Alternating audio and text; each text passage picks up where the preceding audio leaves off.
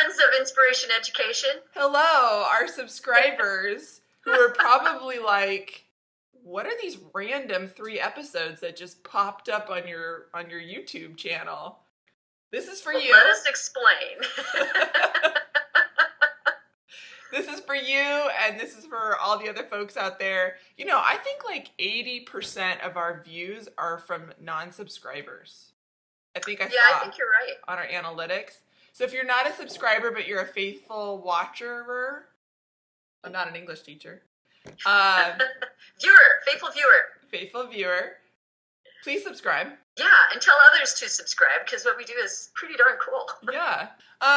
Okay, so this is sort of like a midweek episode. We're totally going off of our normal routine here where we post something every weekend.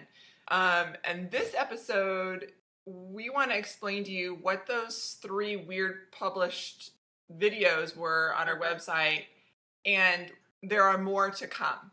Right, Chan? That's right.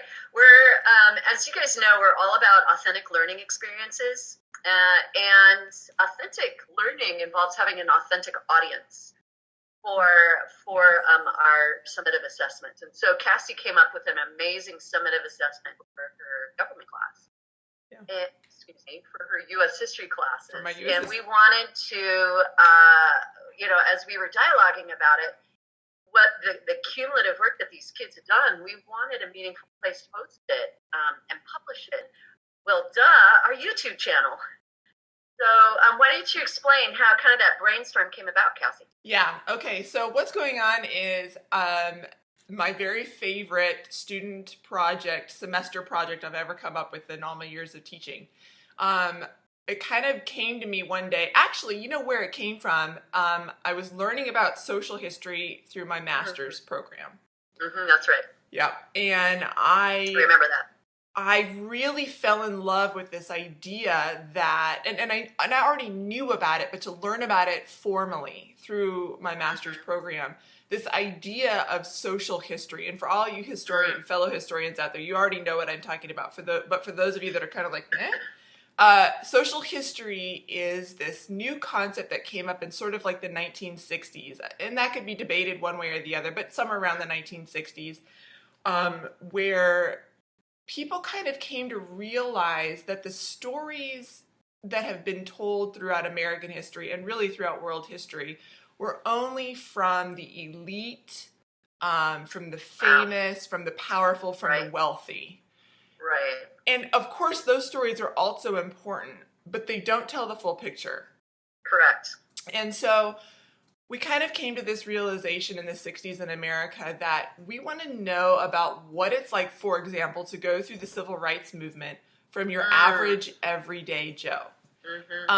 Or, what are your opinions, for example, on the Vietnam War? We don't want to know about it through President Johnson or something like that. We want to know about it through a regular GI, for example, whose story was never publicly told. Here's a small, simple example. The fact that I went to school down south years after Brown versus the Board of Education happened, and schools were still being desegregated. And my students are always amazed to find out that my freshman year I was a Robert E. Lee rebel, and then sophomore through senior year, I was literally a Black Panther. That was our mascot of my high school. So I'd love to tell the rich story I have about my view of desegregation. And coming from a little kid in New York City where everything was multicultural, and then to go to a world where it was very, segregated. So these stories are very powerful from a primary source. Right. And so that's where I birthed the idea. And actually, the seed had been planted years ago in my student teaching program when the teacher that I studied under had asked her students in modern world history to look at a website that had been created by a high school. And all of it was basically a website that housed a database of students who had interviewed Holocaust survivors.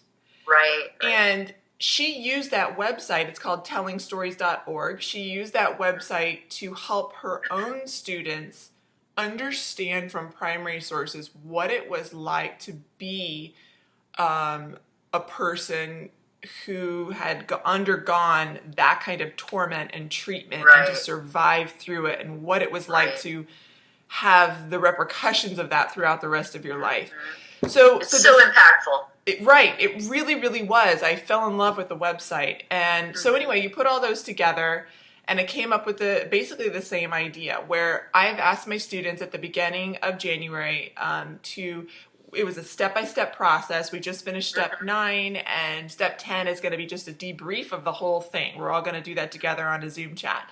Oh, so cool. Yeah, but what they were doing is learning about social history by interviewing. What they were asked to do was to interview one person that has some sort of story to tell. And so what I got from that, first of all, what I should say, you mentioned at the beginning of the episode, summative assessments.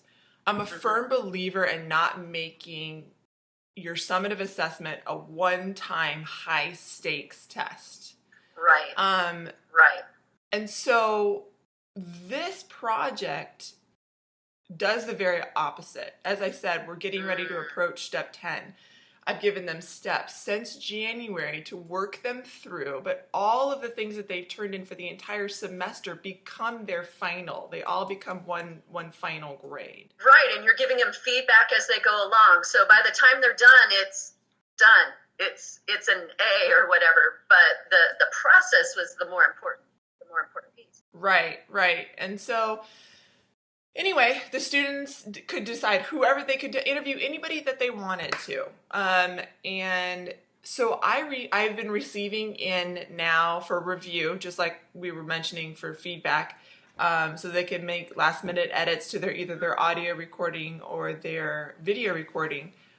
I'm receiving stories from people who did experience firsthand the civil rights movement, sexual abuse victim, soldiers from the Vietnam War to the Iraqi War, counter-drug intelligence officers. Wow. There's this one interview. There's a fighter pilot woman and what it was like to be a woman in a man's world. So awesome. There's an interview of a gentleman who was retired but has been in the service for 30 years, and for him, he's telling a story of what the military was like 30 years ago versus today, and he talks about like don't ask, don't tell policy, and how all that has impacted the military. So great. It is incredible, the stories that are coming in, and we know our students pretty well. And all of you teachers out there, when you get that chance to really bond with a student, they tell you, hey, my family, for example, suffers with hemophilia, right? And you understand that and you know that, but to hear the mother tell her story of having lost her brothers, her siblings, through it because of the improper usage of blood, right, transfusions and things like that in the 80s and the 90s, it really sinks in, right? Yeah. And so it's what you were saying, Chan. It's the importance of story, isn't it? Oh, 100%. That has been a theme at our school for as long as I can remember, the importance of story, that we have a story, but we don't live in a vacuum. Our stories are all interwoven with other people. And we understand our story better by sharing it, but also our story has more meaning because we interact with other people's stories. Right. And so often we downplay our story. Oh, I don't have a story to tell or whatever. Oh, that is so not true. Every one of us has a value in the story, the larger story that's being written. We all have that unique piece that we play in it. And we honor our story by telling our story. We honor others by telling their stories. And so I can't think of a higher calling than to give that a voice, to honor that and weave ourselves into it.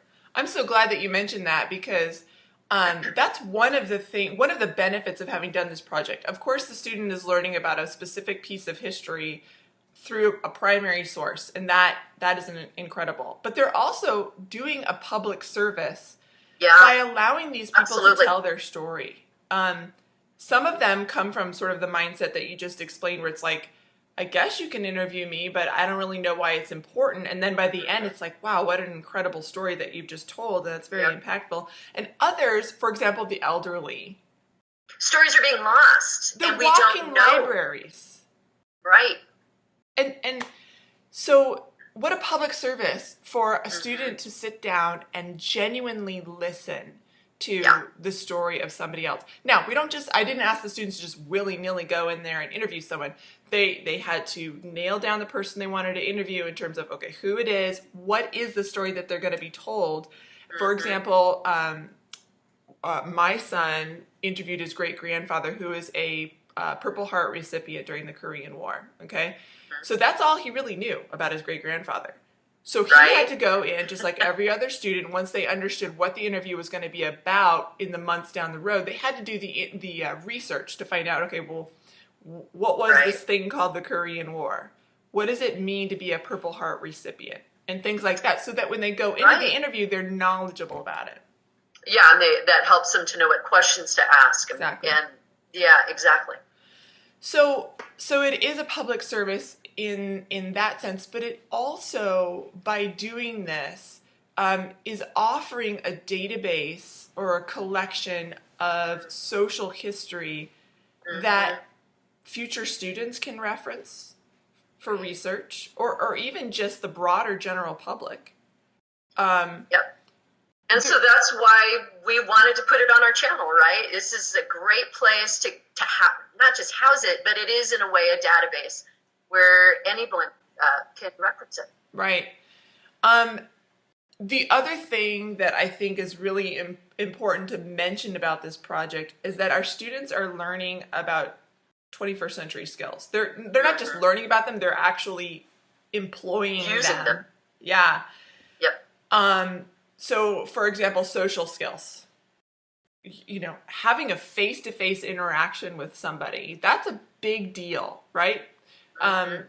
Planning and preparation, collaboration. They're using a lot of the 4 C's that are in those 21st century skills. So I'm really, really proud of the work that has been done here. 100%. So 100%. That our kids are amazing. Not like, hey, teachers out there, not like your kids aren't amazing, but we are so proud of our kids. We love to showcase them anytime we get the chance to do that. Right. And so, our fellow colleagues out there, and the broader world, you are the authentic audience for their summative assessment. Yep. So we hope that you enjoy them as much as I have through this whole learning process. For my students, that's why 3 of them have already been posted, and there's another 30-ish to come. I've already watched the first one, and I can't wait. To watch and hear the rest of them.